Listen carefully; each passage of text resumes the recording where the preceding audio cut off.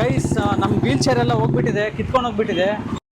ಹೌದು guys, 1200 kilometre ಚಲಿಸಿರ್ತಕ್ಕಂತಹ ನಮ್ಮ wheels ಅದ್ರ ಕಿತ್ತೋಗ್ಬಿಟ್ಟಿತ್ತು ಒಂದು ತಿರುವನಂತಪುರಂ ಬರೋ ರೋಡಲ್ಲಿ. ಸೊ ಅವಾಗ ಏನು ಮಾಡೋದು ಅಂತ ಗೊತ್ತಾಗ್ಲಿಲ್ಲ. ಅದಕ್ಕಾಗಿ ಇವಾಗ ಅದು ಕೊಟ್ಬಿಟ್ಟು ಒಂದು ಡೊನೇಟ್ ಮಾಡಿಬಿಡೋಣ, ಅಲ್ಲಿ ಯಾರೂ ತಗೊಂತಾ ಇಲ್ಲ ಇದನ್ನ. ಸೊ ಒಂದು ಕ್ಲಿನಿಕ್ ಆದ್ರೆ ಬಂದಿದ್ದೀನಿ ಡೊನೇಟ್ ಮಾಡೋಕ್ಕೆ.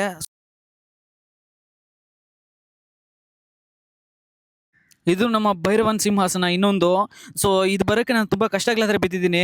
ಸೊ ಇದು ಬಂದ್ಬಿಟ್ಟು ಒಂದು ಪೆಟ್ ಕ್ಯಾರಿಯರ್ ಥರ ಯೂಸ್ ಮಾಡ್ಕೋಬೋದು ಇದನ್ನು. ಸೊ ಮಾಡಿಫೈ ಮಾಡ್ಬೋದು. ಸೊ ಇದು ಬರೋಕ್ಕೆ ನಂಗೆ ತುಂಬ ಕಷ್ಟಗಳಾದ್ರೆ ಬಿದ್ದಿದ್ದೀನಿ. ಒಬ್ಬ ಸರ್ ಆದರೆ ಇಲ್ಲಿ ಹಾಸ್ಪಿಟ್ಲಲ್ಲಾದರೆ ಅವರೇ ಸ್ವಲ್ಪ ಪೇ ಮಾಡಿದ್ರು ಅಮೌಂಟನ್ನು. ಸೊ ನನ್ನ ಕಷ್ಟಗಳೆಲ್ಲ ನೋಡ್ಕೊಂಡ್ಬಿಟ್ಟು ಇದೇ ಥರ ನಾವು ಯಾವತ್ತೂ ನಿಲ್ಲಲ್ಲ, ಇಡೀ ಭಾರತ ದೇಶ ಪೂರ್ತಿ ನಡೆದು ನಿಮಗೆ ತೋರಿಸ್ತೀನಿ. ಸೊ ನಮ್ಮನ್ನು ಇದೇ ಥರ ಯಾವತ್ತೂ ಸಪೋರ್ಟ್ ಮಾಡ್ತಾನೆ ಇರಬೇಕು ಅಂತ ನಿಮ್ಮ ದೇವ್ರ ಹತ್ರ ಬೇಡ್ಕೊತೀನಿ. ಸೊ ಜೈ ಹಿಂದ್, ಜೈ ಕರ್ನಾಟಕ ಮಾತೆ.